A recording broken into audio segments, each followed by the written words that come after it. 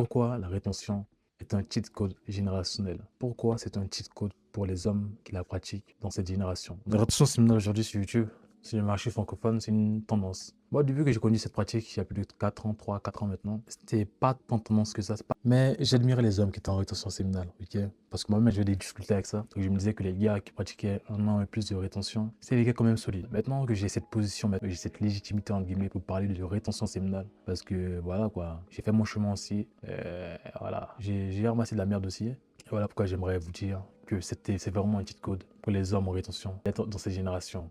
Parce que plus on va avancer, plus cette génération va être fragile, ok? Plus les hommes vont être fragiles, les temps deviendront de plus en plus durs, ok? Cette société, cette vie deviendra de plus en plus dure. Et quand cette société devient de plus en plus dure, les hommes comme moi deviennent de plus en plus forts. Comme il y a des hommes de plus en plus forts mentalement, la société devient de plus en plus calme. Et cette calme crée des hommes de plus en plus faibles. C'est un peu comme un cycle sans fin.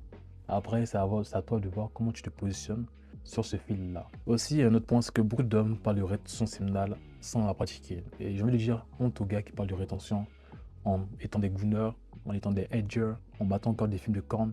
Et tout simplement, leur discours ne matche pas leurs actions. Moi, mes discours matchent mes actions. Et j'ai envie de le dire aussi, honte à moi si un jour me vient à parler de la rétention séminale tandis que j'ai relapse. En résultat, on a une confusion de la génération. On a envie d'une société plutôt confuse, ok? Où les gens ne savent plus qui ils sont. T'es pas ton nom, t'es pas ton prénom. Encore une fois, je répète, il y a vraiment un relâchement de la nouvelle génération. On pense que la jeunesse nous appartient. On dit, mais il faut profiter de la jeunesse, tu vois. Tandis que non, c'est quand t'es jeune qu'il faut bâtir, justement, ok? C'est quand t'es jeune qu'il faut se préparer. Moi, il y a un de mes proches récemment qui m'a dit quoi? Il m'a dit, t'es jeune, mais tu te comportes comme un adulte, ok? Tu te comportes comme un adulte. Et quand tu seras adulte, quand tu seras vraiment âgé, quand tu auras 35 ans, là j'ai 19 ans, quand tu auras 35 ans, 40 ans, tu vas regretter. Mais je crois pas que je vais regretter. Parce que quand j'aurai cet âge, je suis sûr que je serai plus que millionnaire, je serai au-dessus, ok? Minimum millionnaire. Pourquoi? Parce que cette jeunesse déjà, je la sacrifie. En fait, je parle, mais avec des exemples, tout simplement. Pendant que des gars de mon âge, des jeunes, des filles, des hommes de mon âge, passent leur temps à aller en soirée, à aller s'amuser. Et faut le dire, hein, je me fais inviter, mais je refuse à chaque fois, tu vois. Les gars qui me disent, ah viens, on part, c'est quoi le nom du truc? À Metropolis. Viens, on part, on boit, viens, on va ci, on va ça. Et ça ne m'intéresse pas, tu vois. Je dis, qu'est-ce que je vais perdre mon temps à aller dans ce genre d'endroit? Qu'est-ce que ça va apporter? Qu'est-ce que ça apporte aux gens d'aller se divertir au lieu de travailler sur eux? D'aller se divertir, d'aller passer une soirée à la boîte, d'aller dans la salle de sport. Entre les deux, en fait, quand je regarde le change, je me dis, aller à la salle de sport, ça va m'améliorer physiquement, mentalement, ok? Mais aller boire, ça apporte quoi? Rien du tout.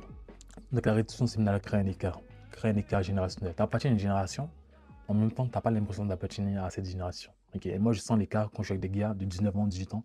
J'ai à peine d'avoir 19 ans, mais de mon âge. Okay? Il y a cet écart, on peut dire, générationnel. On peut avoir le même âge, mais on n'a pas la même mentalité. Parce qu'on n'a pas les mêmes habitudes, on n'a pas les mêmes fréquentations, on n'a pas la même pensée. Donc ce travail quotidien que tu vas faire sur toi, peu importe ton âge, en fait, je veux dire, peu importe ton âge, ce travail quotidien que tu vas faire sur toi, ça va créer un écart. La discipline que tu vas faire, la discipline surtout, parce que cette notion est perdue de jour en jour par les jeunes. Ils ne savent même plus c'est quoi discipliner, parce qu'ils sont dans la mentalité de vivre au quotidien. Ça va créer aussi une différence. Et aussi, tout simplement, c'est que peu d'hommes tiennent vraiment en rétention séminale. Peu d'hommes arrivent à tenir cet inconfort. Peu d'hommes sont capables d'accepter cette solitude que tu as. Peu d'hommes sont capables de gérer la pression mentale aussi que ça fait. Et voilà pourquoi je parle de rétention séminale, ok? Je veux que plein d'hommes puissent juste se mettre en tête que c'est possible de se retenir, c'est possible d'avoir plus d'énergie, c'est possible d'avoir plus de l'eau, tu vois, par mon propre exemple, et pour montrer que c'est possible de progresser dans tous les aspects de sa vie. Plus tu vas te retenir, plus tu vas prendre de l'avance. Même si tu rechutes de temps en temps, ce que je pense que tu ne devrais pas faire, mais si tu rechutes, ok, malgré ça, tu auras quand même de l'avance sur les gars, qui eux rechutent quotidiennement. Si tu rechutes au moins 1 ou 2 fois par mois, ok, mon gars, tu auras quand même une avance sur les gars qui rechutent tous les jours. Parce que tu sais, tu connais le processus. Même si tu as passé 1 semaine, 2 semaines, tu sais comment passer une semaine, 2 semaines avant de rechute. Moi, je suis à plus d'1 an en rétention, donc je connais le chemin, ok, je l'ai pratiqué et je pense qu'il y a encore beaucoup de choses à apprendre. Mais la rétention séminale reste et restera toujours un titre code générationnel. Voilà pourquoi j'en parle cette chaîne. Et si ça te plaît ou pas, je m'en bats les couilles. Mets ça en tête, prends à l'utiliser en tant qu'homme, ok? Si t'es une femme, quand des hommes, si t'es un copain, entre guillemets, pas luisant, ça le sauvera la vie. Tu vois, il se dira, ok, merde, en fait. J'ai peut-être un peu merdé. Il faut que je me reprenne, ok? Et si c'est une femme, si j'ai un message à dire, c'est de se préserver. Parce que j'ai remarqué, hein, les meufs sont trop libérées aujourd'hui. Je vais me faire attaquer par mes propos, mais vous avez compris. Les futures mères d'enfants qui, elles, éduqueront la prochaine génération, si mentalement elles sont fucked up, comment tu veux pas que la prochaine génération soit fucked up aussi? C'est ce que je me dis. Hein. Que j'observe ça, j'observe les filles qui m'entourent.